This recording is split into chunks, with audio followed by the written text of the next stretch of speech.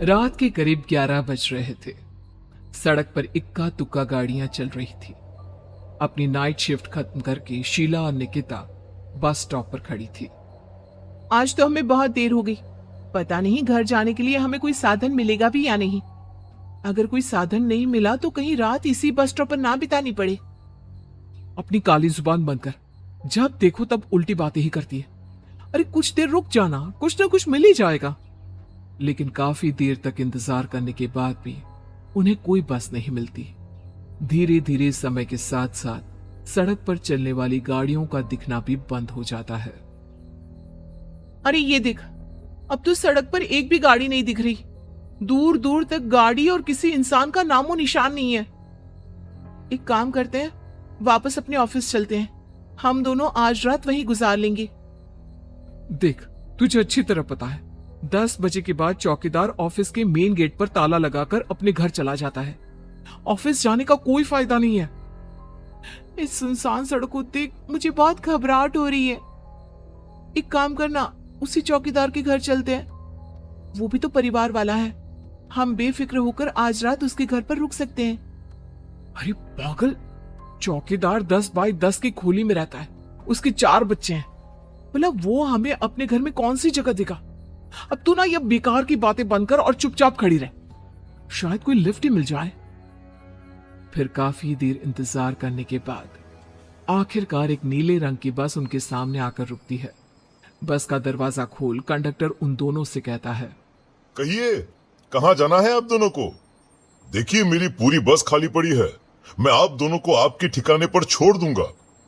इतना कहकर कंडक्टर मुंह में भरे पान की पिचकारी सड़क पर दे मारता है। निकिता, लोगों का कहना है कि कुछ महीने पहले इसी तरह अंधेरी रात में एक नीली बस के अंदर कुछ बदमाशों ने एक जवान लड़की की हत्या कर दी थी। इस बस का रंग भी नीला है। कहीं ये वही बस तो नहीं? कंडक्टर शीला की बात सुन लेता है और मुस्कुराते हुए कहता है, देखिए मेम साहब, उस घटना के बारे में मैंने भी सुना है। माना कि उस बस का रंग और मेरी बस का रंग एक है, लेकिन दुनिया में नीले रंग की एक ही बस तो नहीं है ना। हा? ये तो सिर्फ एक इत्तेफाक है। देखिए हमारी बस में एक मेम साहब पहले से ही बैठी हैं। चाहे तो आप देख लीजिए। निकिता गर्दन उठाकर देखती है तो बस के पीछे वाले हिस्से में एक लड़की कंबल ओढ़े बैठी हुई थी। सही तो बोल रहे हैं भैया, बस में पहले से एक लड़की बैठी है। चलो हम भी बैठ जाते हैं, वैसे भी बहुत देर हो गई है। अरे ठहर जाना निकिता, मुझे डर लग रहा है। अरे तुझे इतना ही डर लग रहा है तो तू यहीं खड़ी रहे, मैं तो चली। अरे तू मुझे छोड़कर कहाँ जा रही है? मैं भी चलती हूँ। दोनों बस में जाकर बैठ जाती हैं। देखते ही देखते ड्राइवर बस को तेज रफ्तार में चलाना शुरू कर देता है। तभी शीला की नजर पीछे वाली सीट पर अकेली बैठी लड़की पर पड़ती है।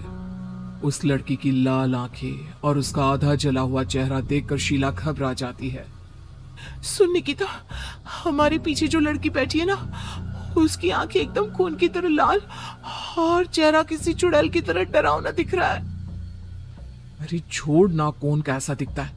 मुझे इन सब बातों में कोई दिलचस्पी नहीं है। मैं थोड़ी देर झपकी लेना चाहती हूँ, इसलिए अब तू अपनी बड़बड़ बंद कर प्लीज। बेफिक्र निकिता अपनी आंखें बंद करके बैठ जाती है। दूसरी ओर बस जंगल के रास्ते में पहुंची है। चारों तरफ घना अंधेरा और साथ ही जंगल में मौजूद जंगली जानवरों की डरावनी आवाजें शीला को और भी ज्यादा डराए जा रही थी। थोड़ी ही देर में बस एक बरगद के पेड़ के पास से गुजरती है। तभी अचानक बरगद की डाल पर बैठी एक बिल्ली कूदकर खिड़की के रास्ते शीला की गोद में आ गिरती है। मर गई रे, बचाओ मुझे, कोई बचाओ। शीला के चिल्लाने की वजह से निकिता की आंख खुल जाती है और वो भी घबराकर इधर उधर देखने लगती है। तभी पीछे वाली सीट पर बैठी लड़की उठकर शीला के पास आती है और बिना कुछ कहे उस बिल्ली को शीला की गोद से उठा उसे सहलाते हुए अपनी गोद में लेकर वापस अपनी सीट पर जाकर बैठ जाती है। अरे शीला, तू तो बहुत ही डरपोक है। जरा जरा सी बात पर उछल पड़ती है। मैं कल से अकेले ही सफर करूंगी। अरे मैं क्या करूं? वो बिल्ली अचानक मेरी गोद में आ गिरी। अपनी बकवास बंद कर और मुझे चैन से सोने दे। इस तरह शीला को डांटकर निकिता फिर सो जाती है। पर तभी अचानक एक झटके से ब्रेक लगाकर ड्राइवर बस को रोकता है। शीला खिड़की से बाहर झांक कर देखती है तो उसे सड़क के किनारे एक काला आदमी खड़ा दिखाई देता है। उसकी बड़ी बड़ी दाढ़ी और अजीब से कपड़े देखकर शीला को घबराहट होने लगी। क्या हुआ ड्राइवर भैया, आपने बस क्यों रोक दी? अरे वो देखो, वहाँ वो सड़क के किनारे एक आदमी खड़ा है, उसी के लिए मैंने बस रुकवाई है।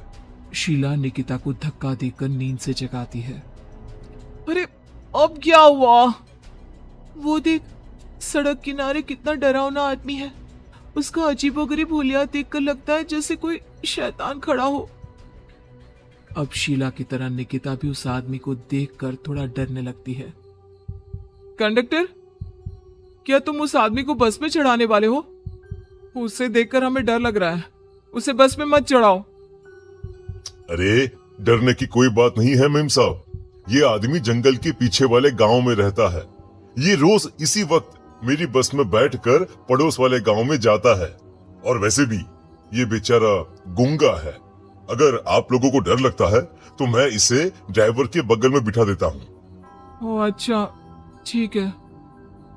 फिर कंडक्टर का इशारा पाते ही वो आदमी बस में सवार हो जाता है। ड्राइवर दोबारा एक्सीलेटर पर जोर देकर बस को आगे बढ़ाता है। थोड़ी ही देर में बस एक घाटी पर चढ़ती है। बस के एक तरफ गहरी और डरावनी खाई थी, पर ड्राइवर को इस बात से कोई फर्क पड़ता नजर नहीं आ रहा था। वो लगातार बस की रफ्तार बढ़ाकर बस चलता जा रहा था। ड्राइवर भैया, आप देखते नहीं क्या बगल में इतनी गहरी खाई है? बस की रफ्तार लगातार बढ़ाए जा रहे हो, थोड़ा धीरे चलाओ ना। अरे मेम साहब, घबराने की कोई बात नहीं है, ये तो मेरा रोज का काम है। मैं तो यहाँ इसी रफ्तार से बस चलाता हूँ। आप बेफिक्र होकर अपनी सीट पर बैठ जाइए, आपको कुछ नहीं होगा। ड्राइवर के कहने पर निकिता शांति से बैठ जाती है। कुछ दूर चलने पर अचानक ड्राइवर बस को सड़क के किनारे रोक देता है। शीला एक बार फिर खिड़की के बाहर झांक कर देखती है, लेकिन इस बार उसे कहीं कोई दिखाई नहीं देता। अरे अब क्या हुआ? तुमने बस क्यों रोक दी? यहाँ तो दूर दूर तक कोई भी नहीं दिखाई दे रहा। ड्राइवर उसकी बात का कोई जवाब नहीं देता, पर कंडक्टर बोल पड़ता है।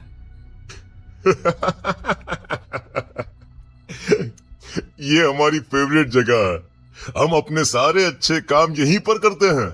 अब हमारा प्रोग्राम खत्म होने के बाद ही बस यहाँ से आगे बढ़ेगी। इतना कहते ही कंडक्टर सीट के नीचे रखी एक शराब की बोतल निकालता है। अरे ये सब क्या है? तुम्हारे बस में सवारी बैठी है, उन्हें घर पहुंचाने की जगह तुम यहाँ सड़क के बीच में बस रोककर शराब पियोगे? बस में लड़कियों के बैठे हुए भी तुम्हें ये सब करते हुए शर्म नहीं आती? कंडक्टर कोई जवाब नहीं देता और मुस्कुराते हुए शराब पीने लगता है। तभी ड्राइवर और दूसरा आदमी भी कंडक्टर के साथ मिलकर शराब पीने लगते हैं। निकिता, मुझे इन तीनों के इरादे कुछ ठीक नहीं लगते। हमने इस बस में बैठकर बहुत बड़ी भूल कर दी। तू घबरा मत, मैं हमेशा अपने पर्स में छोटा सा चाकू रखती हूँ। उसके रहते ये तीनों हमारा कुछ नहीं बिगाड़ पाएंगे। देखो गज्जू भैया, हमारी बस में इस समय 3 जवान लड़कियां बैठी हैं। कहो कहो सबसे पहले किसका शिकार किया जाए? मैं तो कहता हूँ कि सबसे पहले वो जो पीछे अकेले जो बैठी है ना, उसे पकड़ कर लाओ। उसके बाद इन दोनों का प्रोग्राम फिट करेंगे। ठीक है, जैसी तुम्हारी मर्जी।